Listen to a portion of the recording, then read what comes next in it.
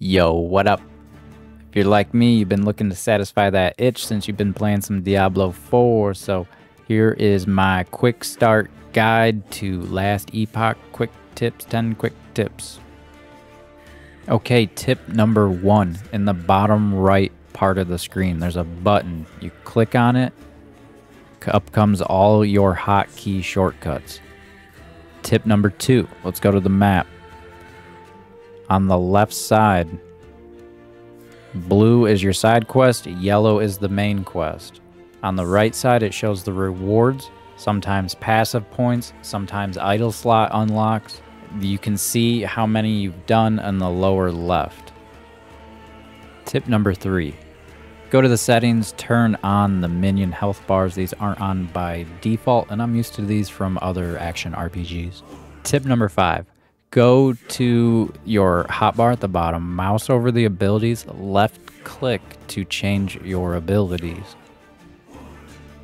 Tip number 6, when you mouse over the ability, it's going to show you a damage number. You can use this to reference when comparing pieces of gear and you want to know which one will do more damage. Tip number 7, don't make the mistake I did of putting your crafting materials in your stash. There is a button in your inventory called Transfer Crafting Items. Click this, all your crafting mats are sent to your forge for crafting. Okay, tip number 8, crafting, or as they call it, forging. Just put your item in, add the stats you want, and click upgrade. It's going to use up the forge potential. When the forge potential reaches 0, you can no longer upgrade the item. Every item can have 2 prefixes on the left. This will increase your damage output. And every item can have 2 suffixes on the right, and these are going to be your defensive stats.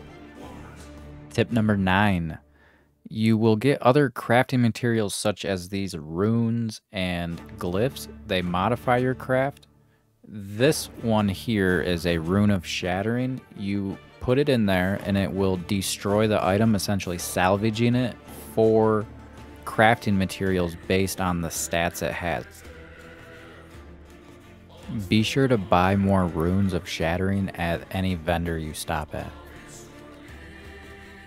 Tip number 10, there are 2 different types of skill trees. You have a passive skill tree, which you get a point every time your character levels up.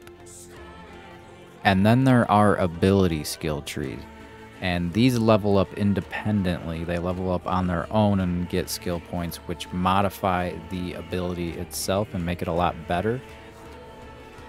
You can only choose one ability to spec into off the start. I recommend choosing the ability that you like the most and what you're using.